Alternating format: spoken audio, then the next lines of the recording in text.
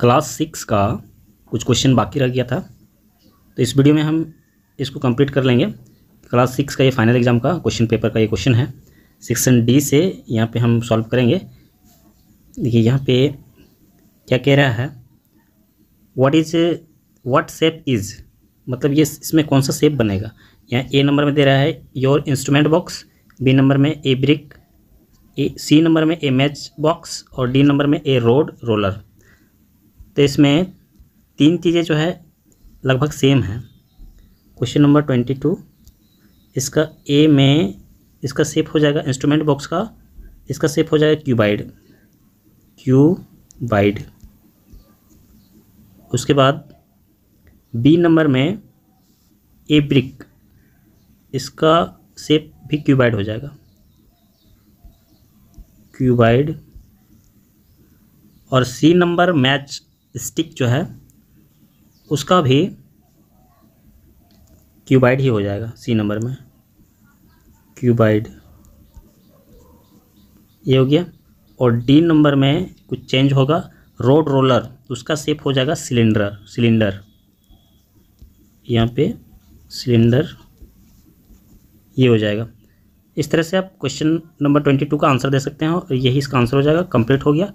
Next part लेते हैं 23। यहाँ पे क्वेश्चन सबसे पहले पढ़ेंगे और फिर देखेंगे कैसे ये सॉल्व होगा। Raju bought a book of ₹35.65, he gave 50 to the shopkeeper, how much money did he back to from the shopkeeper.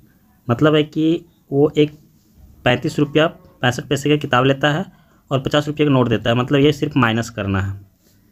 तो यहाँ पे हम माइनस कर लेते हैं। यहाँ पे हम लिख देते हैं Raju bought a book of, Raju इतने रुपये का किताब खरीदता है, कितने का खरीदता है, रुपीज़ का सिंबल दे देते हैं 35.65, ये हो गया।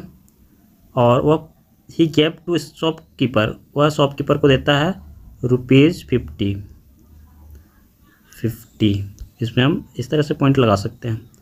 ही गॉट बैक, और उसे वापस मिलता है, वह उसे वापस पाता है, तो इसको माइनस कर देंगे हम, ठीक है।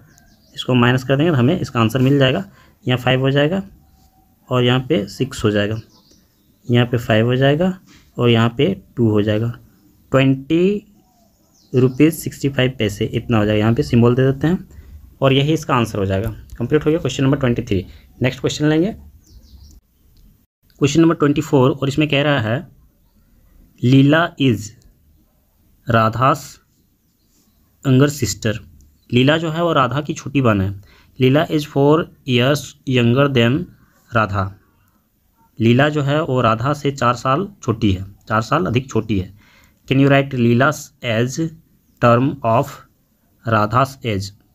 तो राधा का उम्र के अनुसार आप लीला का उम्र निकाल सकते हैं। Take Radha's age to be x year. Radha का उम्र जो है सपोज कि x मान लेते हैं, तो फिर लीला का उम्र क्या होगा।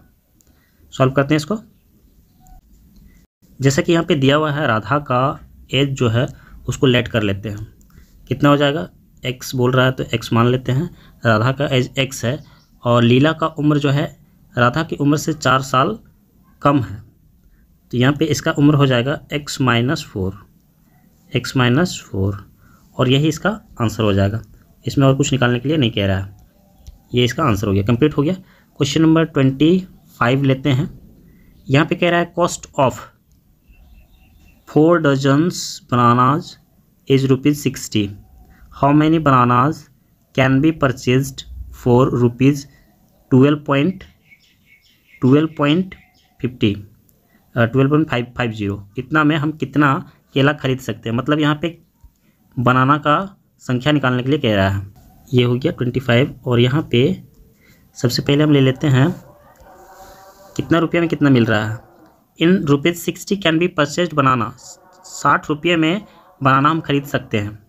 अगर आप दिखाना चाहें तो आप इसको दिखा सकते हैं, क्या दिखा सकते हैं, 48 मतलब 4 डजन्स बनानाज है। 4 डजन में कितना हो जाएगा, 4 डजन बनानाज वैसे तो अब सबको पता ही है, इक्वल टू हो जाएगा 12 × 4 48, इतना हो जाएगा। अब यहाँ पे इन 60 मतलब 60 रुपये में हमें कितने बनाना मिलता है, 48।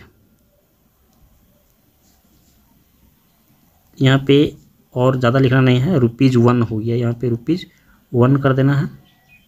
1 रुपये में हम कितना बनाना खरीद सकते हैं, तो ये हो जाएगा 48/60। और एक स्टेप लेंगे, रुपीज़ मतलब इन कितना रुपीज़ दिया हुआ है, 12.50 रुपीज़ 12.50 में कितना बनाना खरीद सकते हैं, इक्वल टू रहेगा, यहाँ इक्वल टू रहेगा, तो यहाँ सेम वही चीज़ लिखेंगे 48/60 और सिर्फ इसमें मल्टीप्लाई कर देना है 12.50। ये बस अब जो है इसको हम काटेंगे और जो आएगा वही आंसर होगा। नोट डाउन करते जाएंगे आप लोग। यहाँ पे हम काट लेते हैं इसको। 12 का टेबल में दोनों आता है, 12 4 जा 48 हो गया और 12 5 जा 60 ये हो गया, और 5 से 12.50 ये कट जाएगा। डिवाइड देके देख लेते हैं हम, यहाँ पे 12.50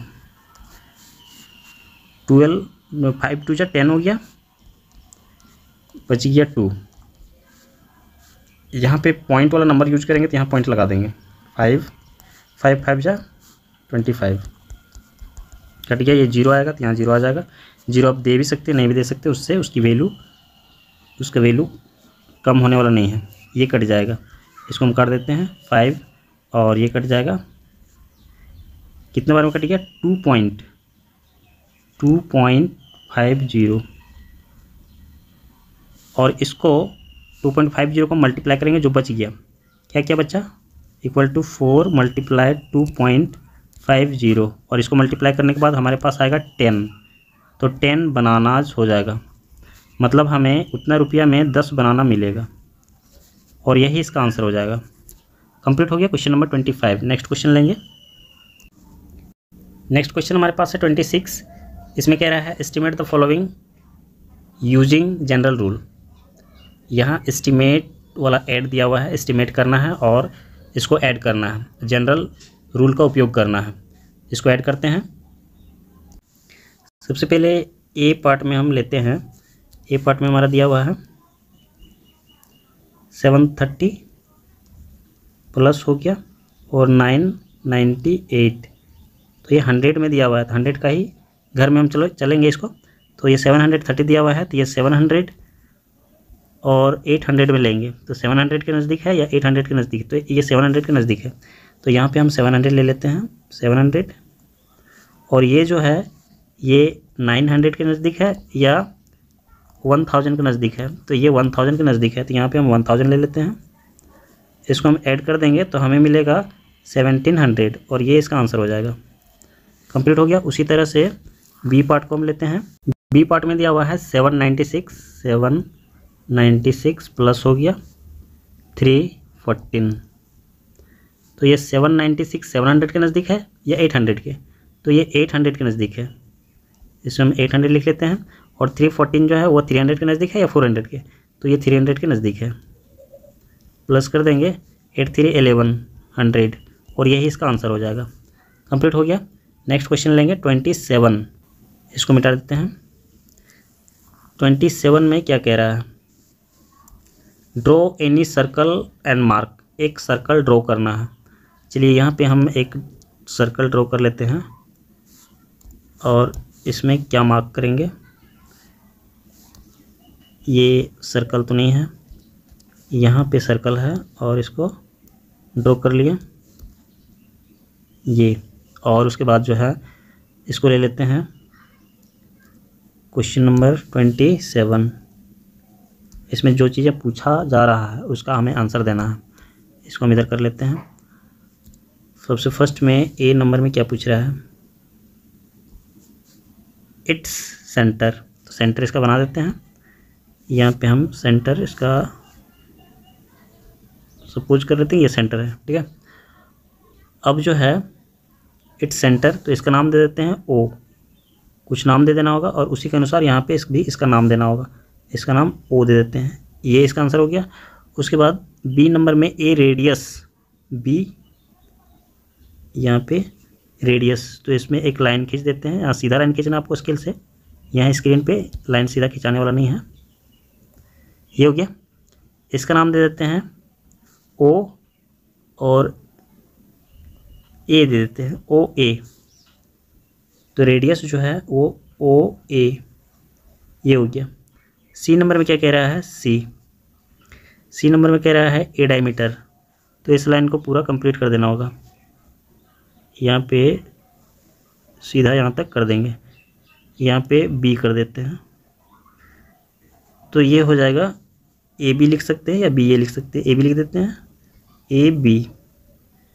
डी में A sector, D is sector जो होता है वो सर्कल के अंदर एक ट्रायंगल शेप में जो बनता है उसे सेक्टर कहते हैं, ठीक है। तो यहाँ पे हम कुछ एक बना देते हैं, एक लाइन और ले लेते हैं, यहाँ पे इसको बना देते हैं। और ये एरिया जो है बी ओ सी, ये जो है एक सेक्टर है और यहाँ पे कंप्लीट हो गया। यहाँ ड्रॉ करके हमने दिखा दिया इसको और यही इसका आंसर हो गया, कंप्लीट हो गया। Question number 27। नेक्स्ट क्वेश्चन लेते हैं। यहाँ पे दिया हुआ है एक सर्कल ही दिया हुआ है और इसमें कुछ चीज़ें दिखाने के लिए कह रहा है। पिक्चर दिया हुआ है, from the figure identify.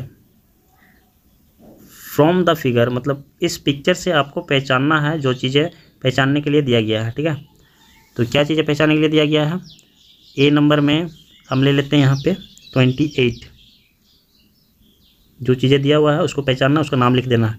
A number में क्या कह रहा है, the centre of circle, centre of circle O से डिनोट किया जाता है, तो ओ वहाँ पे भी डिनोट किया गया, यहाँ ओ लिख देते हैं, ठीक है। उसके बाद बी नंबर में क्या कह रहा है, बी 3 रेडियाई, 3 रेडियस निकालना, तो यहाँ पे हो गया ओ ए, ओ, और यहाँ पे क्या दिया हुआ है, इसको थोड़ा सा बड़ा करके देखना होगा। यहाँ पे सी दिया हुआ है, ठीक है।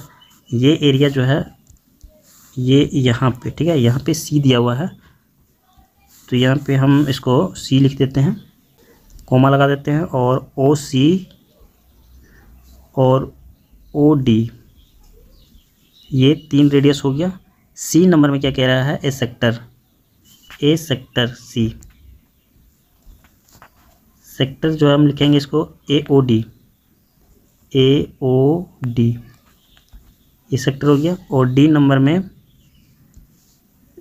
में कह रहा है ए सेगमेंट ई डी, जो आपको काला काला दिखाई दे रहा है यहाँ पे, ये एरिया जो है वो ए सेगमेंट है, यहाँ पे इसको दिखा देना है ई डी और ऊपर में इस तरह से कर देना। उसके बाद ई नंबर में क्या कह रहा है, ई ए पॉइंट इन द एक्सटीरियर, एक बाहर में पॉइंट दिखाना है, तो ये हो गया आपका क्यू बाहर पॉइंट है, ठीक है। और यही इसका आंसर हो गया 28 नंबर का।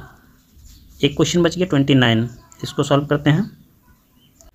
क्वेश्चन नंबर 29, इसमें कह रहा है answer the following question, take Sarita's present age, Sarita का वर्तमान उम्र ले लेना है x, उसके बाद नीचे जो पूछा जा रहा है उस अनुसार से आपको जवाब देना है।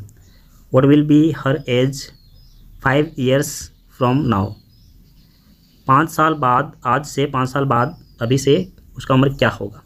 चलिए इसको सॉल्व करते हैं। ये ज़्यादा हार्ड क्वेश्चन नहीं है, लेकिन क्लास 6 के बच्चों के लिए मुश्किल हो सकता है। इसमें 5 आंसर्स देना है। यहाँ पे हम ले लेते हैं क्वेश्चन नंबर 29, इसका ए पार्ट, फर्स्ट पार्ट है ये, ठीक है। इसमें what will be her age 5 years from now, अभी के बाद जो है 5 साल बाद क्या उम्र होगा। अभी उम्र उसका है x, 5 साल बाद 5 उसमें ऐड हो जाएगा। ये हो गया पहला आंसर। दूसरा में क्या कह रहा है, इसमें सबसे पहले हम इसको हटा देते हैं। और इसमें कह रहा है what was her age 3 years from back, 3 साल पहले उसकी उम्र क्या था। तो अभी उसका उम्र जो है x है, 3 साल पहले मतलब 3 जो है इसमें माइनस कर देना है, x - 3, ये इसका आंसर हो जाएगा। उसके बाद 3 नंबर में क्या कह रहा है, Sarita's grandfather is 6 times her age, what is the age of her grandfather. Sarita का ग्रैंडफादर मतलब उसके दादाजी का उम्र जो है सरिता से 6 गुना ज़्यादा है, तो उसके दादाजी का उम्र क्या होगा, तो ये होगा 6, x में मल्टीप्लाई हो जाएगा तो 6x हो जाएगा, ये आंसर हो जाएगा। उसके बाद 4th नंबर में grand mother is 2 years younger, उसकी दादी जो है वो 2 साल छोटी है देन ग्रैंडफादर उसके दादाजी से। What is grandmother's age, तो फिर उसकी दादी का उम्र क्या है, उसके दादा का उम्र जो है वो 6x है और उससे 2 साल छोटी है उसकी दादी, तो ये हो जाएगा उसकी दादी का उम्र। कंप्लीट हो गया 5 नंबर का ये क्वेश्चन। इसमें Sarita's father age 5 years more than 3 times Sarita's age, what is her father's age, तो फिर उसके पिताजी का उम्र क्या है, मतलब उसके पिताजी का उम्र जो है सरिता की उम्र से 3 गुना करने के बाद 5 साल ज़्यादा, मतलब सरिता का उम्र जो है वो x है और 3 गुना कर देंगे तो 3x हो जाएगा और फिर 5 साल ज़्यादा, इसका मतलब इसमें +5 कर देंगे और यही इसका आंसर हो जाएगा। कंप्लीट हो गया क्वेश्चन नंबर 29। और इसी के साथ ये पूरा क्वेश्चन कंप्लीट हो गया है। अगर हमारा वीडियो आप लोग के लिए हेल्पफुल होता है तो आप हमारे वीडियो को लाइक कीजिए, हमारे चैनल को सब्सक्राइब करके अपने दोस्तों के साथ शेयर कीजिए। नेक्स्ट क्वेश्चन को सॉल्व करने के लिए हम लोग नेक्स्ट वीडियो पर चलेंगे।